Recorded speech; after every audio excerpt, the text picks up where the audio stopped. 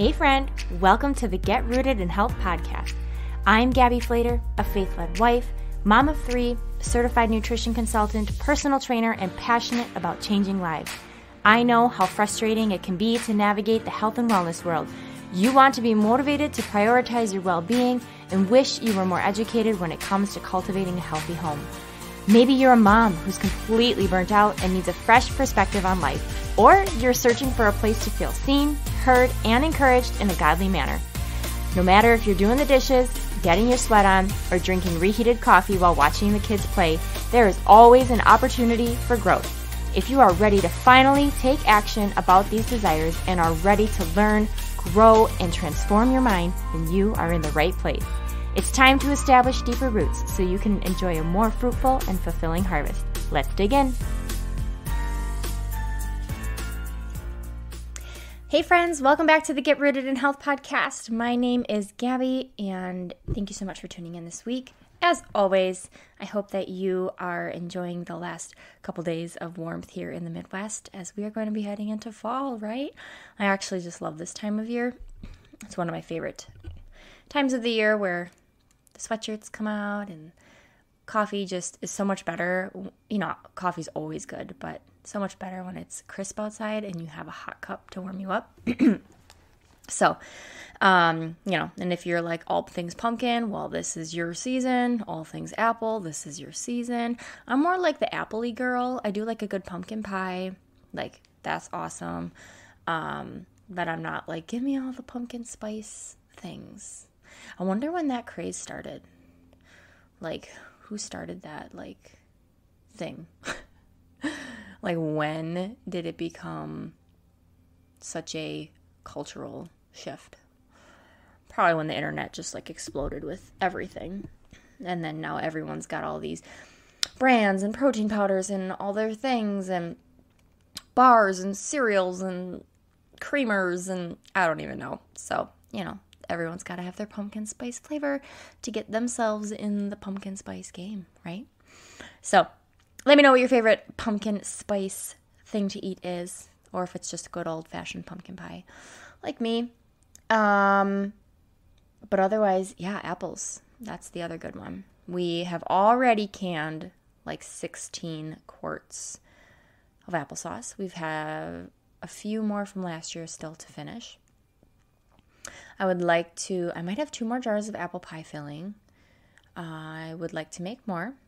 We've already gone to an apple orchard for picking and just for the experience. The kids loved it. And then we've gone to our favorite place to get apples that are reduced price. They're called seconds. So if you don't know this, here's an insider tip. Listen in.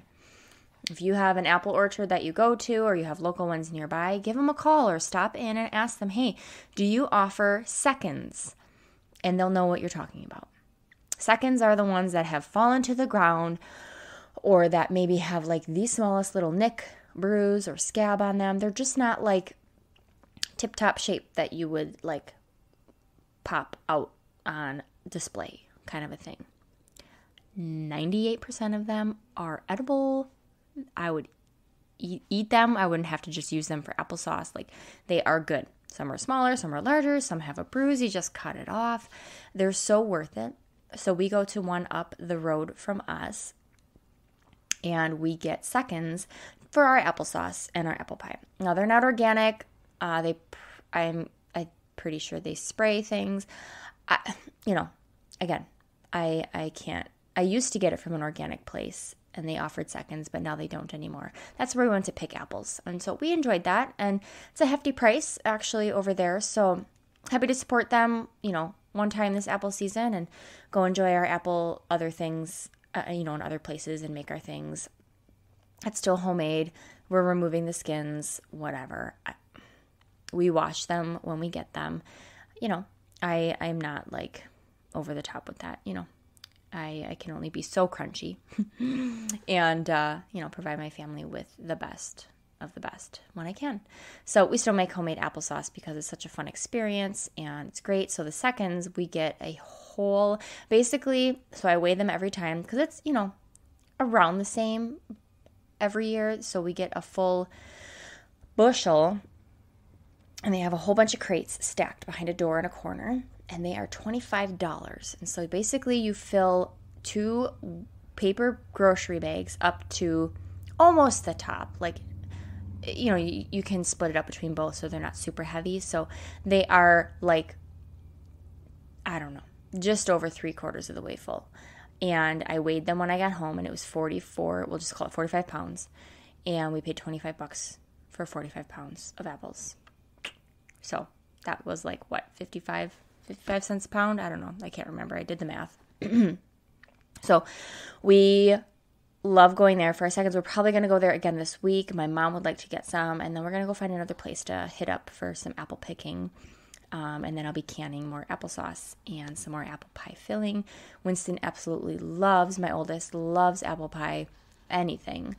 So half the time it's like, you know, I make an apple crisp for a dessert, but then, you know, I always healthify things, and it's literally like, you know, has butter and oats, apples, cinnamon, and, you know, some sugar. Like, I would make that for oatmeal. Like, it's basically just like oatmeal. So I have made an apple pie French toast bake. I have made apple pie, like oatmeal bake, basically. That was good. And then just like apple crisp and stuff. And so that's always an easy thing to make for breakfast. I actually just pulled out some leftover of that apple pie stuff that I made in the crock pot. I literally just made it up as I went. And I just like had leftover cubed up bread in the freezer. I put eggs and milk and the apple pie filling. And yeah, that called it good, and just let it sit in the crock pot. So, yeah, I pulled out the leftovers of that for us to eat through because it's been a little while. So I wanted to pull that out. But anyway, that is a little tip for you about those apples seconds. I hope that you can find some close by to you. And if you don't want to waste time going in, just call. And not every place is going to do them, but a handful of them will. But some of them will just end up saying like, no, we don't offer that. We give those to the animals or cows or whoever, which is what the organic place is doing now, which is totally cool. They got to eat too. And why not some good old organic apples? All right, so enough about apples and pumpkins. Are you hungry? So I have an episode that is going to come out on a topic that I wrote about already, but I want to sit here because this is fresh in my mind.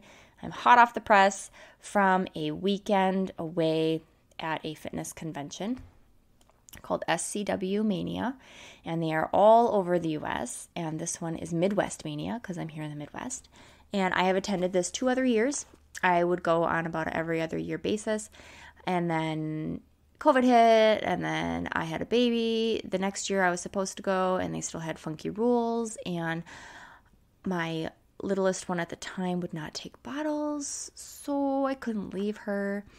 So yeah, it's been since 2019, and here I am, here in 2023, making it happen again with some other people that are in the fitness profession, personal trainers. I am also a group exercise instructor, nutrition coach, all the things. So I can attend this conference for continuing education. So as you know, I did, if you remember in prior podcasts, I had done my prenatal and postnatal fitness for renewing my certifications because it was up in June. So I've renewed that. It's all set to go. I had my CPR training and everything because that's every 2 years, I think, as well, or something. And now I attended this Mania, which covers all of the CECs that I need to hold my license for personal training. And what's really cool is because even though I renewed it already, the window that this falls in of when I went actually will count in 2 years towards my CECs again to renew. So that's why I went.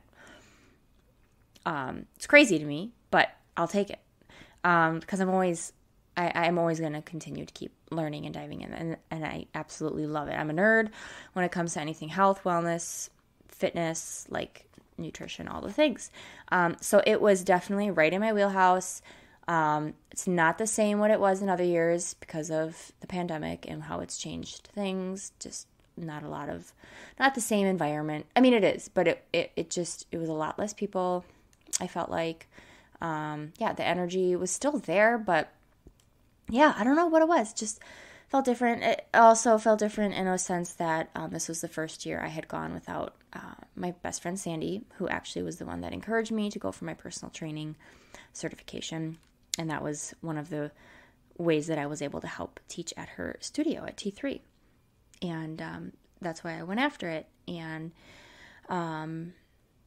so this was the first year going without her, but her sister and another lady, we went, actually 2 other ladies, and we had a great time. It was a wonderful time. So I just kind of wanted to, recap and just kind of, I guess, word vomit, if you want to say, just things I took away that I feel would be beneficial for you guys. And as I'm processing, and, I came away, my brain was just mush. Literally, I had left at 5 a.m. on Friday morning to get there. It was about an hour and a half drive, hour 40. And got there, 7:30 session in the morning on Friday, and didn't get home till Sunday around 3:30 in the afternoon. The last session went till 1 o'clock, 1:30, something like that, 1:30. And so there was just so much content, so much moving my body, so much moving and exercising my brain that it just felt like mush. And wow, I feel like I gained a whole lot of knowledge, but I don't really know how to start sorting it out. And I know in past years I had gone for all the fitness classes, and I burned myself out, and I went and worked out in a ton of different classes. And while I still did go to some, I also found value in more of the lectures and the kind of hybrid, where you listen in, for part of the time is a lecture, or just an educational time, and then you're applying things, or you're doing the workout, or whatever. So I attended many hybrid sessions and a handful of lectures. I did take a cycle one, which was super awesome because I got to ride on the new cycle bikes that are the Schwinn model. Super jealous. Wish we had them at the Y, because I teach cycle, and those bikes were candy to a cycle instructor. It's oh my gosh, these are amazing. But anyway, I wanted to kind of just share generally my biggest takeaways. And by the way, my kids did amazing. My husband held down the fort with 4 kids. I pumped just enough milk for Estella, my 6-month-old. First time ever leaving her overnight for 2 nights. 3 full days, basically, we'll just say. Kudos to your moms who pump, because I would rather nurse my baby 10 times. Way more rewarding to me. But you got to do what you got to do. If I had to pump, I would pump. Absolutely. I'm just so blessed and fortunate to be able to be home with my children, and I can have that time spent doing that and not having to pump while away. But I had to do that while I was away, so that was a whole other job in and of itself, on my breaks. And during the middle of the night, still had to wake up because that was uncomfortable. So still didn't sleep fully through the night, but that's okay. You got to do what you got to do. So she did great. Had just enough milk. There was maybe 1 or 2 bags left when I got home, and I came home with a whole bunch more. So everything worked out wonderful. She slept great. The other kids did great, and Dad's alive, and the house did not burn down. No, it's great. So it's just wonderful to have such a wonderful partner and husband, and to just be able to recognize each other's need for pursuing passions and goals, and what it takes to help the other person fulfill that. So he's been on his own journey with his CPA certification, or whatever you want to call it, CPA credentials. And so, he knows this is means a lot to me. So, but the biggest takeaways, when you think fitness convention, you think whoa, you're just working out all the time. You're going hard. You're going to be sweaty. You're going to be dead. And that might be the case again if you take all the classes that are literally just workout classes. But the biggest thing I felt like I noticed when I was looking at all the different options of different things to attend, there was so much more heavily on like fitness as you age for women in their, approaching their 40s or in their 40s, stuff on like hormones and nutrition, stuff on mobility, stuff on fascial release, which is like foam rolling and using peanut balls and lacrosse balls and stuff, putting pressure, pressure points, releasing stuff, and proper alignment, and just overall focusing on health for the long run, which, hello, I say that probably on every podcast, if not every other, that exact phrase. And our guest speaker, like for the main session that everyone has to attend, you don't get to pick, which ones you attend at this time. It was on Saturday morning at 9:30. Everyone would attend the same speaker, and he touched on he was real bold, and he was real brave, and he felt like, hey, is this a safe place to say this? That Big Pharma, they're not looking at us and having our best interest in mind. Like, can we just all agree? Can we all agree? He showed us some pretty alarming statistics. I don't have the exact numbers in front of me, but we're talking billions. I'm pretty, actually, if I remember correctly, 84 billion, I want to say, was a number that I saw on the screen, was the amount that Pfizer made post-pandemic. No one should be making that much money off of us. And are we Americans any healthier? I don't think so. And if someone's making that much money off of us, and we don't even know where that money's going, and we're not even healthier as a country, like, red flag should be going up. Now, I'm not here to talk vaccines. I'm not here to bash that. You got to do what you got to do. Be informed. But I think you should do yourself a service and, like, look up some statistics. And I could probably bring that in on a podcast. I'm kind of coming just not winging it, but free speaking here. I don't have, bullet points of statistics listed at the moment. But can we just agree that Americans are not any healthier, that it's a revolving circle of the Band-Aids they put on? They give us our Band-Aid. So basically what they're giving to treat any ailments Americans have is a Band-Aid, which then results in another symptom, resulting in needing something else. So it's just a never-ending hamster wheel that we can never get out of. You wonder why we all struggle with ADD, cancer, diabetes, obesity, sarcopenia, like bone density loss, like all of this. There was a slide that he also brought up that hit it right on the nose. And I want to share that with you. I do have that in front of me. So if we Americans aren't healthier, why are we not working on preventative care? Why are we working on reactionary care? You know what I mean? Everything is a reaction to the problem that the American has. Why can we not take a step back and say, how could we prevent these things from happening? From these sicknesses arising? What are we doing wrong as a culture, as a society, as doctors, as people in the medical professional realm?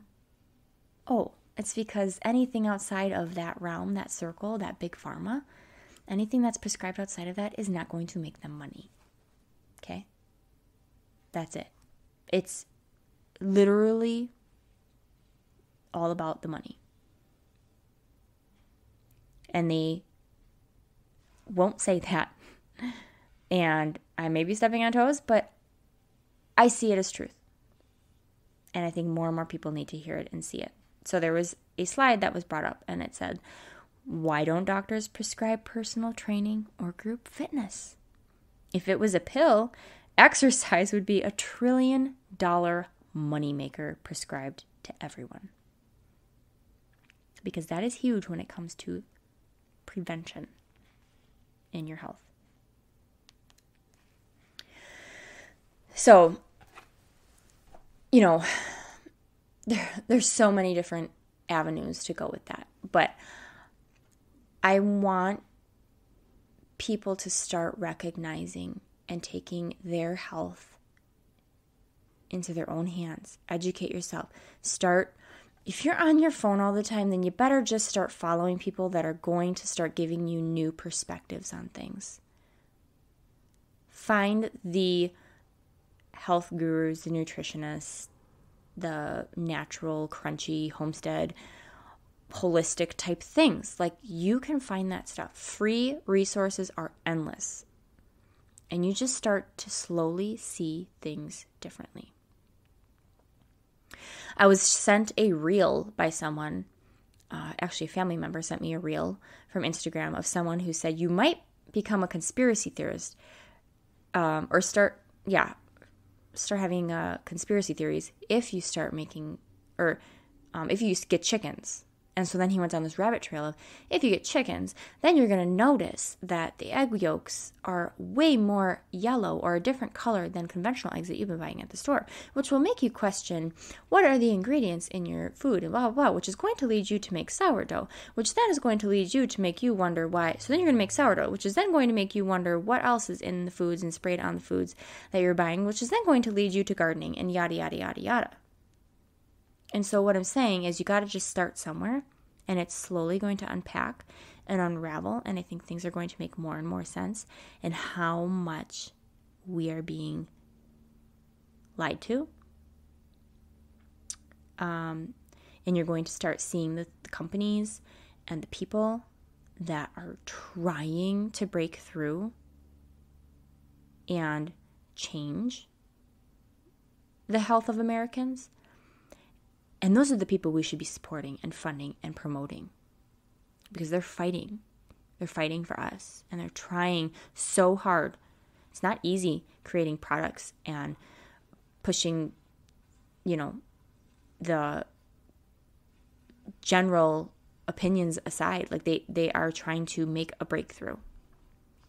And it's not easy when having to work with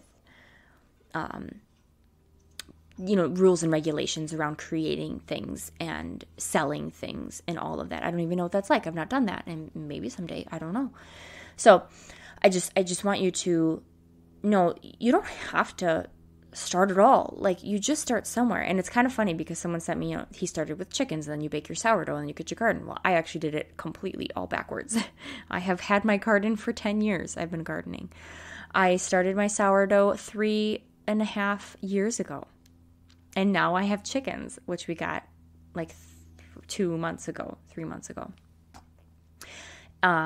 So it's just kind of funny because it just was a backwards flip for me. But it all made sense. And so I challenge you to look at your health for the long run. The theme, like I'm saying, from this fitness convention wasn't getting people to work out for an hour every single day of the week and hitting it hard, because that's what fitness is all about. No. I was in some amazing classes with some incredible speakers that were hands-on with, like, teaching us things, showing us stretches, not just like, okay, do a quad stretch. Like, no, don't do a quad stretch like that. This is how you do it properly. And, I work with CEOs and big execs that don't have literally any time, and they pay me to put into their schedule. I have access to their calendar. 10 minutes. Hey, you got time, 10 minutes to do 2 exercises? And it's not even exercises. It's like mobility work, or it's like tension release. And if they sit all day, which most Americans, what do? We just sit. Sit. So our posture is off. Our pelvic tilt is off. Your hamstrings are tight. Your glutes aren't firing. No wonder everyone's in chronic pain. But pain is actually a beautiful thing because it's telling you something. And it's signaling that you need to pay attention to some areas of your body and give it some love. So don't look at pain as, I need to pop some ibuprofen, I need to get to the doctor, I need this, blah, blah, blah. No, just start doing some stretches, some mobility, deep breath work. Get up out of your chair and move. There's just so much. And so the fact that someone will pay someone to schedule in 10 minutes worth of just some mobility or some, 2 exercise moves, that means everything. That is helping that person get healthier. And that's my job, is to help every person where they're at be healthier with the kind of lifestyle they have, the kind of job, the kind of demands. Everyone's going to be different. Not everyone's going to have the same time for everything. But the goal is to get people to recognize and value their health. Recognize their pain as, I need to be doing something, not just putting a Band-Aid on it. So, I want that for all of you. I want you guys to know that lifting the weights, it's not about just lifting the weights and just looking around, lollygagging around. Like, lift weights. I mean, pick up the 20-pound dumbbell. Pick up the 30-pound dumbbell for a single arm row. I was just doing those yesterday. I was like, I wish I had a heavier one. I have a 45-pound kettlebell, but sometimes I don't like the angle of that one. I'd rather have the dumbbell shape. But either way, I'm saying I have slowly, over time, gotten weights at my house heavier. But if you have access to a gym, if you got resistance bands, you need to be putting load on those bones. You need to be putting load on your body. Do you know one of the number one leading causes to death in older adults, elderly? Falling. Are we kidding? Are we kidding? And you want to know why? It's because they have no bone density. They are weak. Their muscle, where's their muscle? Do they have stability? Have they worked on any ankle stability, any hip stability? These are the kinds of things. It's not just killing it, not hitting the cardio machines. That is from the 90s, guys, okay? And I was born in the 90s. Like, all the 80s, 90s crap, low fat, cardio, women should be skinny, blah, blah, blah, like, all that kind of stuff. Like, don't eat anything kind of thing. Like, women shouldn't be eating that many calories. You need to throw that garbage out the window, and you need to start seeing things for what it is. Stop following those trends. Those are like, I don't even know. Just stop following that, and just follow normal trends. I don't know what to call them, but like, because everything's going to look like a trend. Because I was going to say, don't follow those trends, follow these trends. But then you're like, well, how do you know what trend is what safe to follow? I think it should just set red flags when it's telling you to do such alarming things that are against, I guess, just like nature and the natural ways of human history, like how humans survived. What did they cling to? What did they need? Like, and just thinking of how fast-paced our world is, and these phones and bright lights at night and all this extra sugar. Like, no one had access to that back then. And how has that helped us? All this extra electronics and waves going through the air, electromagnetic waves, and all this extra sugar and less sleep. Like, how added up? How has that helped us? And then trying to get to the gym when you're sleep deprived and aren't in a healthy nutritional state. Okay, well, now your hormones are out of whack, for one. You're crabby. Your hair's falling out. You're stressed. You're moody. You're not losing the weight. You're actually gaining the weight. Or you're hanging on to it. And you're like, what gives? So you just need to slow down. You need to slow down. And people need to look at just get back to the basics. How's my mobility? Can I squat? Can I lunge? Can I reach my arms over my head without pain? Can I reach down without my back feeling kinked in my hamstrings? Can I stand on one leg? Can I jump from one foot to the other without feeling like I'm going to crumble? Everyday tasks. So I think of motherhood. Being a mom, dad too, but mom life, you are an athlete, 100%. You are bending, squatting, lunging, turning, lifting, lowering all day long. And it is a weary job. So if you're not doing anything to come alongside that of stretching, focusing on some stability, you're going to kill your body.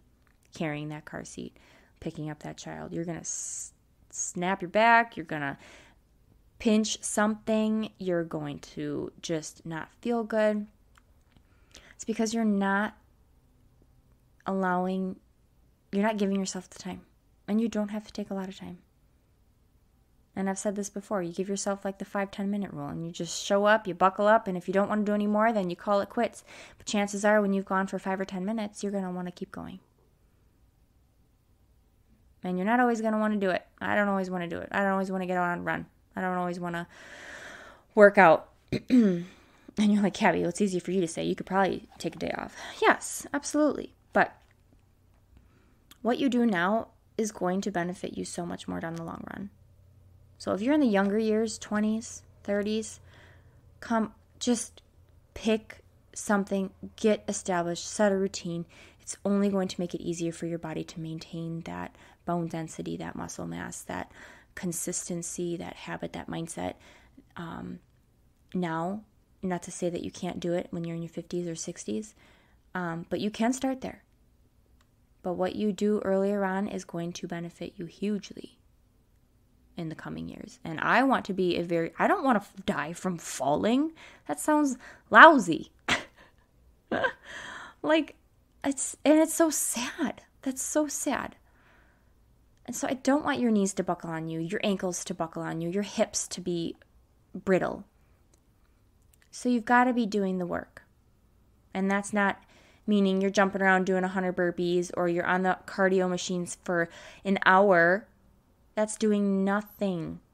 You need to be picking up the weights. You need to be putting that time under tension. You need short bursts of cardio.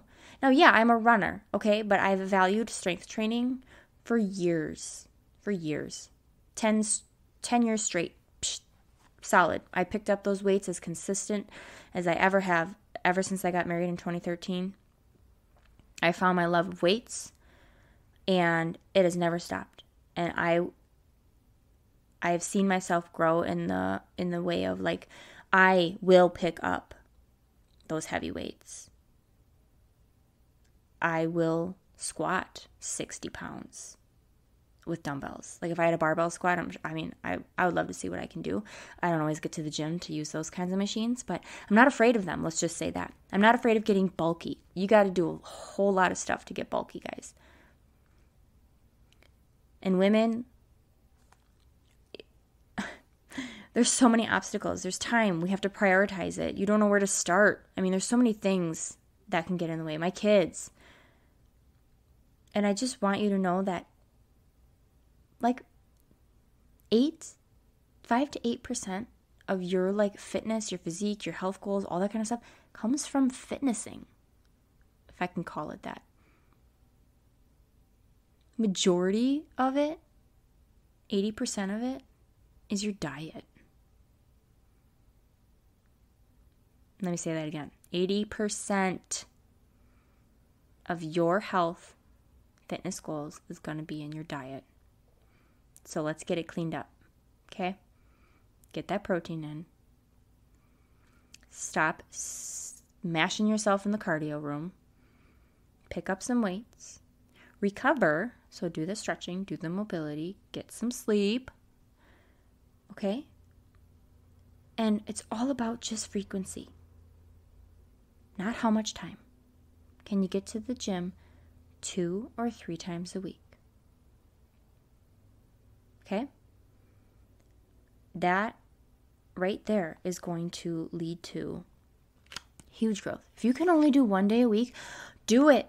Don't, if you know yourself, pick 1 day. That's all I want. Pick 1 day. Okay? You cannot out-exercise a bad diet. You cannot eat a donut and then say, okay, well, I better make sure I make up for that tomorrow. Like, that's just not how the body works, guys. It's just not, that's not how your body processes things.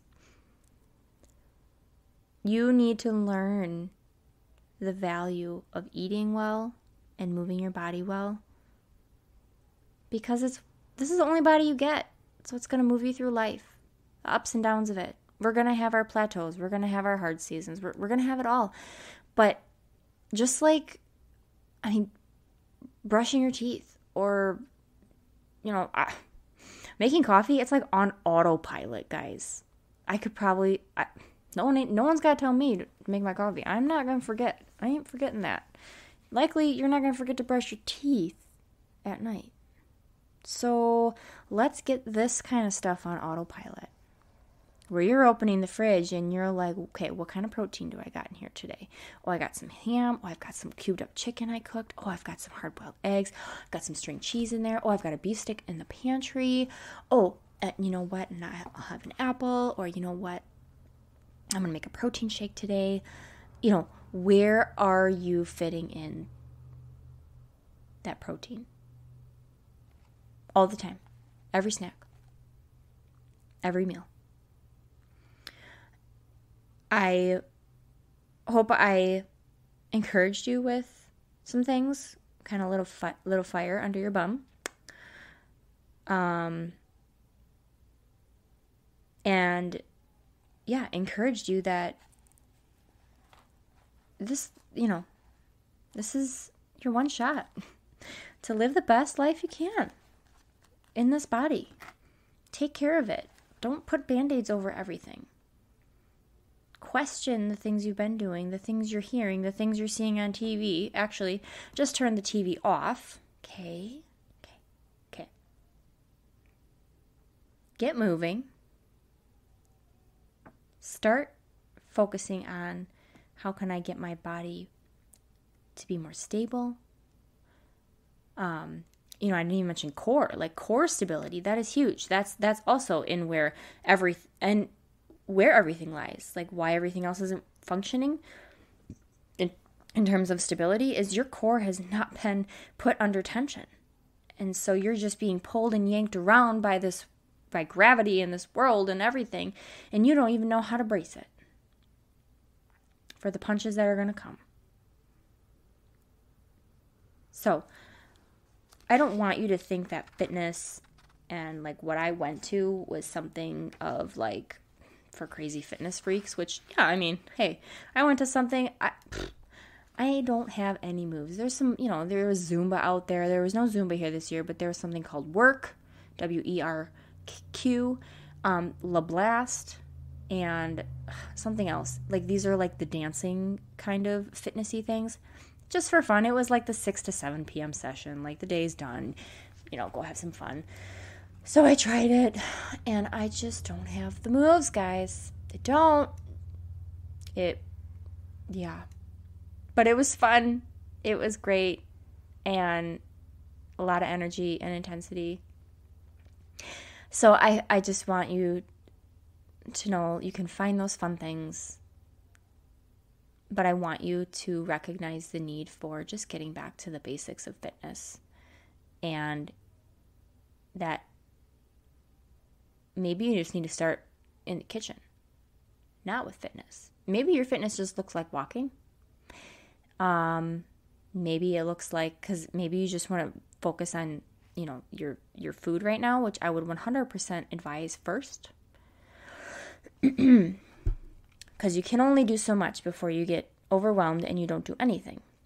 Speaking from experience. So pick one and work your way into the others. So if your diet is not cleaned up, and you can go and look at any episodes I've talked about it. I talk about it a lot. Start there first. Watch what's going to happen. Then pick one day a week. That's going to work for you to commit to moving your body. And if you can walk every day of the week, get some steps in, that's awesome. That would be great. But you need some time under tension. Use your body weight for now if that's what you got. Okay? Squats, lunges, push-ups, tricep dips. Okay? Holding that plank, doing some bicycle crunches, something. There are endless free resources out there if you don't want to pay a penny for anything right now. Or if that's an excuse, money. Doesn't have to really cost you anything. Chances are you got a pair of sneakers sitting around, a pair of shorts and a t-shirt. You've got a phone or a laptop or a TV with YouTube. Sounds pretty good to me. Yeah, and then eventually you're going to crave more. And your body's going to feel stronger. And you might not see weight come off, per se, on the scale. But you might be feeling more confident in your clothes. You might feel like, wow, these feel looser. But I've not lost any weight. How is that possible? Very possible. You're leaning out. You're replacing body fat for muscle. Lose a pound of fat, gain a pound of muscle, then the scale's not going to budge. But someone might compliment you and say, wow, you look like you lost weight. What have you been doing? And you're like, I haven't lost any weight. But that might come down the road. But you got to start somewhere. And I want you to take care of yourself. I want your hormones to be in check. I want you to be eating food. I want you to not be doing high intensity all the time. There are times and places for that. For you to work hard for short periods of time to deplete those glycogen stores in your body so that you can start tapping into the fat stores when you're strength training and using fat for fuel. And that's where the money's at. The more muscle you have, the more energy you're burning and the more food you can eat. So, no woman should be eating really much less than 2,000 calories. Now, if you're pretty sedentary and you know that, then maybe around 1,700 to 1,800. But again, I wouldn't really get hung up on calories. If anything, I would always just be focusing on how much protein are you getting at every meal. Measure your fats, because those are the big bang for your buck. There are a lot of calories. So if you got to measure that olive oil, you got to measure that peanut butter, you got to measure, the ground beef, which honestly, that's protein too, but some of those, depends on how lean you got it. So some of those could have 30 grams of fat in it, and that's quite a bit. Salad dressings. Okay. What do you put in your coffee? How much fat is in your creamer? Are you putting a 4th cup in there? I actually measured mine out. I got a little sloppy. I was like, glug, glug, glug of my half and half, which it's really not a big deal. But I was like, I feel like I've been using a little more than I normally do. And I poured it out before I put my coffee into a measuring cup. And I had a full whopping 4th cup of half and half in my coffee, my mug. That's 4 tablespoons. Serving size is 2 tablespoons, which, again, I don't know the last time I even measured my creamer. So I was like, oh, because I just had this feeling like, maybe I need to think about that again. So now I'm a little more mindful, or I grab that tablespoon for now, just to get me back in check with the feel, because now I've done this for so long that a lot of things are by feel and by sight. And I'm not here to live bound to tracking and that, but it's become so ingrained in my brain that, those things I just know. So with that, I hope that you found some value in some of my takeaways and thoughts on, health and wellness. And again, just question what the trends are. Be careful and wary of influencers, fitness influencers online, and what they're gaining from what they're sharing. What kind of qualifications do they have? So, with that being said, I hope that I can be one of your resources and go-tos moving forward in this life. But if you found value in this podcast, it would mean so much if you would pause, rate, review the show. It takes literally like 2 seconds. Let me know if you like pumpkin or apple more. Like, I don't care. You tell me what you want. I appreciate every review. Helps this podcast grow. Helps me feel encouraged to keep showing up, to be honest. I appreciate every message, DM, email, whatever, from you guys listening, tuning in. And there will be more from where this came from. I'm sure I'll have more to unpack over time. Again, my brain was very much like bleh after all the information I absorbed, but I truly loved just like everything about it. And that it basically hit it on the head with my theme that I talked to you guys all about, and is our health for the long run. And that's what we're here to play. We're not here for short fixes. Because then what do? We revert back, if not to then even worse things. And I don't want that for you. So let's start building and implementing the habits and the lifestyle and the mindsets that are going to serve us going forward for years and years. So with that, I will chat with you guys on the next episode. Have an awesome week, and I will talk to you again on the next episode.